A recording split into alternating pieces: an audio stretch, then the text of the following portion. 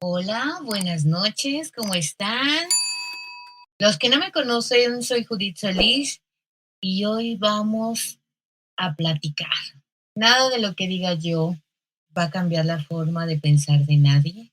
Esa no es mi intención. Solamente voy a contarles la historia de una parte y de otra, y si hay más partes, pues las vamos a contar. La historia de las brujas de Salem. La verdad creo que hay una película y no creo haberla visto, no me acuerdo. No me acuerdo en qué tema o cómo la trataron. Pues comencemos de una vez. Los puritanos religiosos intentaron formar una sociedad en el Nuevo Mundo basada totalmente en la Biblia. Dicen que los puritanos lo sacaron de Inglaterra porque pues realmente era gente que quería tratar las cosas muy al pie de la letra de lo que es la Biblia. Entonces, pues así como que dijeron, ándale, vete a América y ahí pues enseñas a todos las nuevas colonias y pues así sí se ve que nos deshacemos de ustedes. Y pues así fue, se vinieron a América, donde más poblaron obviamente fueron las colonias de Estados Unidos, y los puritanos eran conocidos por tener un dogma muy estricto, un énfasis en estudiar la Biblia todos los días. Y la educación era la Biblia. La mujer no tenía otra función que cuidar los aspectos domésticos en esa época. Además, que para los puritanos todos eran iguales ante los ojos de Dios, pero no eran iguales ante los ojos del diablo. Consideraban que las mujeres eran más débiles y eran más fácil que cayeran en la tentación del diablo, ya que su falla más grande por ser mujeres es que siempre quieren obtener más conocimiento y sabiduría. Para los puritanos, el diablo y la brujería eran algo de lo que tenían que estar en constante cuidado de que no te sedujeran. Otro aspecto psicológicamente perturbador para los creyentes es que su destino estaba predestinado por Dios. Esto quiere decir que si te vas a ir al infierno, no hay nada que puedas hacer al respecto. Eso era lo que pensaban los puritanos. Imagínense. La mayoría de estos refugiados llegaron de Nueva Inglaterra, donde formaron la villa de Salem, en Massachusetts, Estados Unidos. Siempre hubo problemas en Salem. Se peleaban por territorio, por animales. Realmente era un poblado, pues chico, ya saben que pueblo chico, infierno grande, ¿no? Pero con la diferencia que el fanatismo puritano iba a terminar convirtiendo los problemas de un pueblo normal en ejecuciones públicas. Todo comenzó en febrero de 1962 cuando Betty Paris, de 9 años, y su prima Abigail Williams, de 11, la hija y sobrina del reverendo de Salem, Samuel Paris, comenzaron a tener una crisis descrita como más allá de un ataque epiléptico. Las niñas gritaban, se aventaban cosas, hacían ruidos extraños, se iban gateando bajo los muebles, sus cuerpos se contorsionaban de manera extraña. Cuando les preguntaban qué estaba pasando, las niñas les decían que sentían como si las estuvieran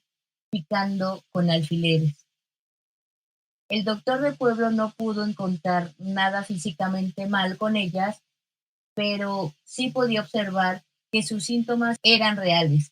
En poco tiempo, varias más empezaron a tener los mismos síntomas. Y es cuando se llegó al diagnóstico que las niñas estaban siendo atacadas por brujería. Y ahí empezó el show. Y así es como la vida y la gente terminó siendo decidida, la vida de este pueblo se terminó siendo decidido por 9 niñas que vivían en Salem.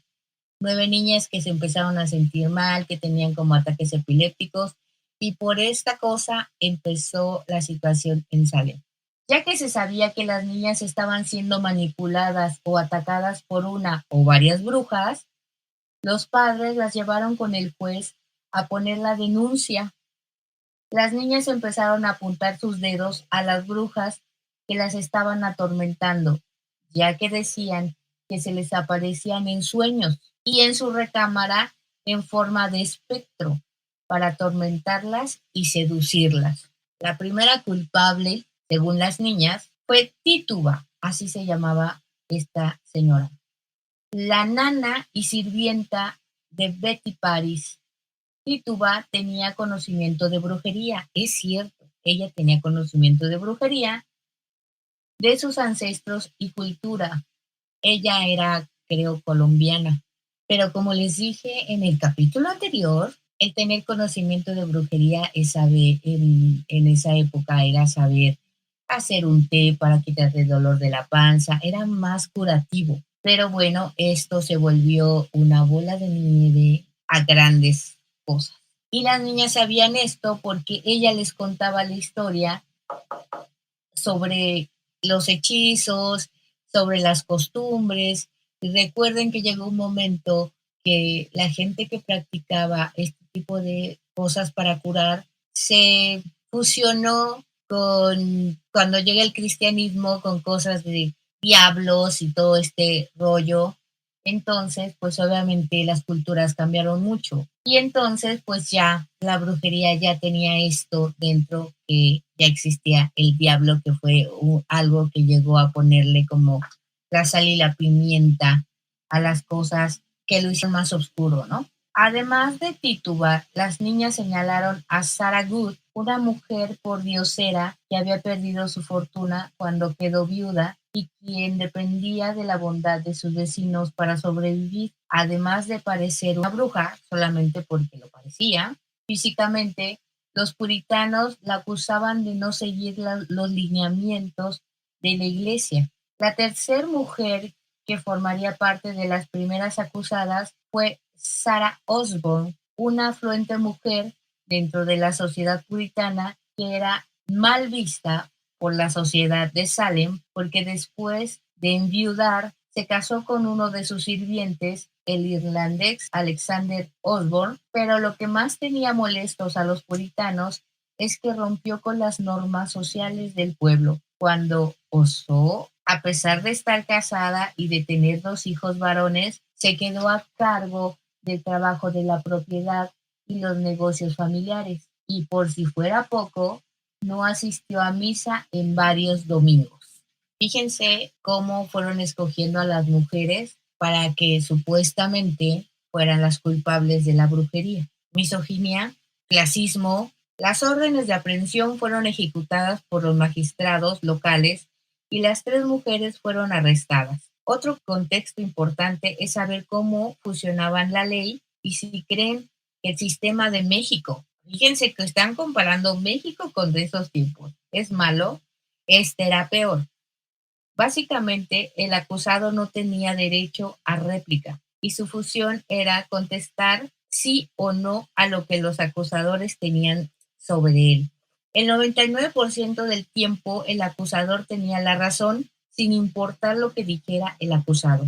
Un libro decía cómo saber si son brujas. Este se los platiqué la vez pasada y es el libro de Malleus Maleficarum, el martirio de las brujas. Fue escrito en 1486 y publicado en 1487. Este libro, predilecto por la Santa Inquisición, fue escrito por un monje dominico e inquisidor, y nada más este libro es responsable por la cantidad de 60,000 muertes en Europa. Se divide en tres secciones. La primera define el concepto de la brujería, la segunda habla de los casos específicos y las cosas que hacen las brujas para seducir a nuevas brujas, y la tercera parte es la parte legal, que habla de cómo debe ser el proceso de enjuiciamiento. O sea, un libro que se sacaron de la manga, un inquisidor que obviamente para ellos pues nada más si movía la nariz o cualquier cosa ya era bruja, ¿no?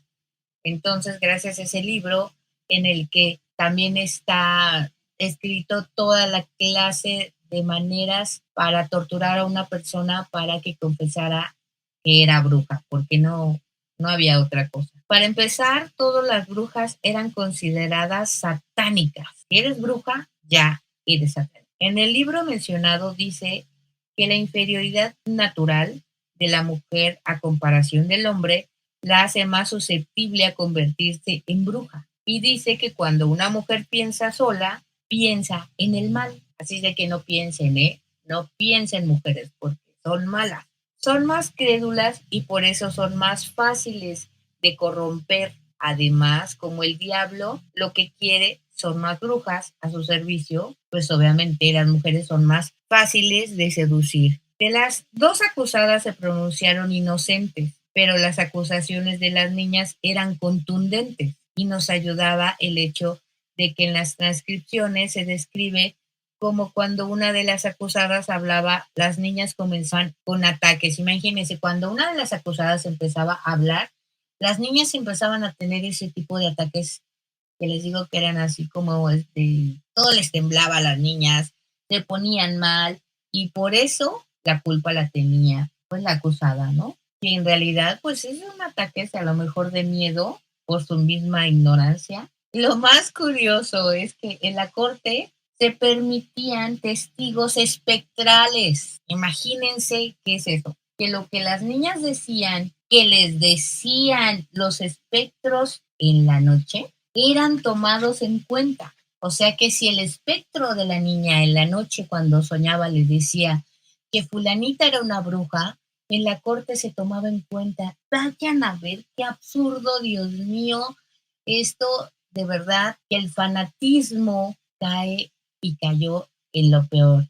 Y estamos hablando de una historia nada más, que es de las brujas de Salem, pero se repitió en muchos países del mundo, el fanatismo horrible. Tituba, que acuérdense que era la nana, cuando le preguntaron que si era bruja, y ella dijo que sí, que ella había visto al diablo, que era un señor alto, vestido de negro, cabello blanco, y le dijo que lo ayudara o iba a lastimar a las niñas. O sea, Tituba se lo sacó de la manga, tal vez para tratar de salir adelante, porque obviamente sabía lo que le esperaba en cuestión de que la iban a torturar y todo, pues aquí es o te inventas algo o a ver qué pasa. Y entonces Tituba dijo, sí, soy bruja y hablé con el diablo y me dijo que si no lo hacía iba a lastimar a las niñas. Y dice que la obligó a firmar su libro para pactar con él. Pero Tituba dio un dato más. Dijo que al firmar el libro vio nombres al servicio del diablo y que esas brujas estaban viviendo en Salem. Y dijo que aparte de las dos que estaban con ella mencionadas, había 9 nombres que no alcanzó a ver. Y así es que el pánico se desató más en el pueblo de Salem, porque aparte de que pensaron que esas 3 brujas ya estaban siendo enjuiciadas, todavía había 9 más, según esta señora, que habían firmado el libro del diablo. O sea, que realmente esto se volvió el chisme más grande y más grande y más grande.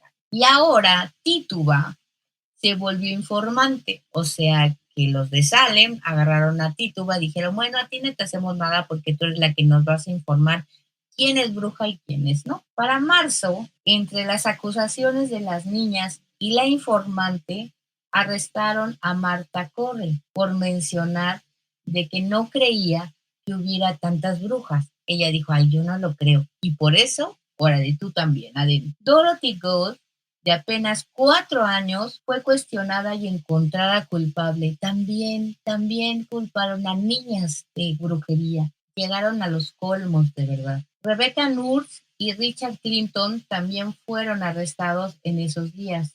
Además empeoró las cosas, porque Rebecca y Marta eran muy respetadas en sus iglesias y como protestantes, y la gente pensó, si ellas tan buenas son brujas, entonces cualquiera puede ser. En abril ya habían arrestado a una decena más de personas, entre ellas John Proctor, esposo de una de las acusadas, al testificar que su esposa no tenía nada que ver, también fue acusado. Al final del mes, el reverendo John Burroughs, Lydia Postin, Susana Martin, Dorcas Hoare, Sarah Mori, Philip English y Mary Easley, a ella la liberaron porque no se pudo comprobar que ella visitaba a las víctimas en la noche. Pero luego las niñas recapacitaron y dijeron, ah, no, sí es cierto, y la volvieron a arrestar. Se produjeron órdenes de arresto para 36 personas para finales de mayo. Habían 62 personas en juicio. El 2 de junio de 1692 comenzó el juicio con William Stockton como magistrado. El primer caso fue el de Bridget Bishop, quien fue acusada de no vivir una vida puritana y que su ropa era extraña. Fue encontrada culpable y ahorcada en 1692. Fíjense, nada más por vestir extraño. Sarah Good, Elizabeth y Susan Martin, Sarah Wells, junto con Rebecca Nurse, fueron ahorcadas en julio 19, un mes después de Martha Carrier, George Jacob, el ministro George Burroughs, John Williams, John Proctor también fueron ejecutados. Ante la ejecución de un testigo menciona que Burroughs, el ministro, se levantó y dijo la oración de una forma tan perfecta, una oración a Dios antes de morir, con un enorme fervor de espíritu, que la gente comenzó a llorar y querían que lo liberaran. Pero luego dijeron que tal vez el diablo le había dictado la oración, así es de que pues terminaron ahorcándolo. El 18 de septiembre se culparon a otras 18 personas, entre ellas Martha Carey y su esposo. Él no quiso declararse culpable o inocente, lo que provocó que lo torturaran poniéndole una tabla en el pecho y sobre ella piedras grandes para que confesara o muriera. El señor tenía 71 años y soportó 2 días antes de morir. Pronunció una maldición al sheriff y al pueblo de Salem, y su esposa fue ahorcada 2 días después. Una cosa que no aclaro, pero obviamente antes de ser ahorcados, todos fueron torturados. Todos los que agarraron fueron torturados. En 1693, 16 personas más fueron arrestadas. El último juicio se llevó a cabo en mayo de 1693. 200 personas habían sido enjuiciadas y torturadas, 19 de ellas ahorcadas, un hombre aplastado con piedras, y muchas otras murieron en prisión esperando su veredicto, porque no sobrevivieron a la tortura. En 1711, la Corte declaró que los juicios se hicieron de forma ilegal, fíjense, hasta 1711, y se limpió el nombre de los acusados, además de darle una compensación monetaria a los herederos, y no fue hasta 1957 que Massachusetts se disculpó por los juicios de Salem, por las locuras de los juicios de Salem. Los juicios de las brujas de Salem son el ejemplo como una turba enardecida con pánico, miedo, fanatismo y mucha misoginia pueden hacer. Existen teorías contemporáneas de que los ataques a las niñas fueron causados por un hongo en el pan que consumían. Y esto se quedó así. Pero fíjense, de las 9, Tituba, la nana, una de las que fueron acusadas, primero fueron acusadas 3 y una se llamaba Tituba. Ella, pues por salirse, dijo, yo sí soy bruja, y yo al firmar el libro del diablo, ahí había 9 más brujas. Y para salvarse, pues obviamente empezó a decir nombres. Y esto les estoy hablando de las brujas de Salem. Recuerden que en Europa también mataron a muchísima más gente y quemaron, porque en Europa la Inquisición las quemaba. Aquí en América nada más las ahorcaban. Bueno, claro, antes de la tortura que tenían normalmente, pero su muerte en Europa era de manera, la Inquisición las mataba quemándolas en la hoguera. Y aquí en América no se usaba eso, entonces eran ahorcadas, nada más. Pero bueno, ya les dije en que terminó todo este asunto con las disculpas, pero fíjense que hubo algo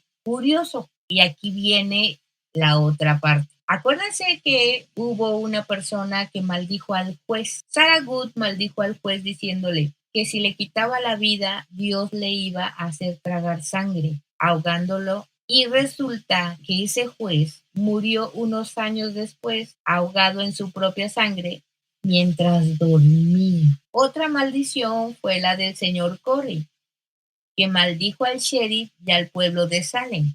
Dice el sheriff que Corey, antes de morir, mientras estaba aplastándose con las piedras, se le apareció en su oficina del sheriff, su espíritu, y todavía no estaba muerto el señor. y el sheriff murió de una enfermedad en la sangre. Y lo curioso es que todos los sheriffs de Salem, después de él, se morían de la misma enfermedad o tenían que renunciar por una enfermedad del puesto de sheriff, hasta que cambiaron la oficina a Middleton, hasta 1991. Fíjense. Y otro caso curioso, en 1914, Salem ardió en fuego, destruyendo 1,376 casas y dejó a 18,000 personas sin hogar y sin trabajo. Y el fuego comenzó en el Cerro de la Horca, a donde ahorcaron a todos los que decían que eran brujas. Y también, hablando de Tituba, fue la única que señalaron como bruja y salió viva e ilesa y se fue cuando pudo del pueblo muy tranquila después de haber chismoseado que había más brujas y se fue muy tranquila la señora. Y esa fue la historia de Salem, para que vean, como les dije, el fanatismo religioso, la misoginia de que las mujeres son tontas y que solamente cuando piensan es en el mal y todo este tipo de cosas, hasta dónde llega la locura de la gente, ¿no? Hasta dónde llega el fanatismo de decir es que son del demonio, son hijas del demonio y el demonio se me aparece y cosas así sin buscarle nada más que esa explicación y por eso mataron a tanta gente. Ahora, yo sí creo que, yo creo que si deseas, siempre les he dicho que la mente es tan poderosa que si deseas algo tanto se puede cumplir. Y tal vez fue tanto el dolor de esa gente y tanta injusticia que pues ¿por qué no se van a cumplir esas maldiciones? Yo sí creo que no tanto por poderes del demonio ni porque sean brujas, sino porque sufrieron tanto y ellas no eran culpables o ellos no eran culpables. Yo eso sí lo creo. ¿Ustedes qué creen? Cuídense mucho, les mando muchas bendiciones y luz y nos vemos. Hasta la próxima. Adiós.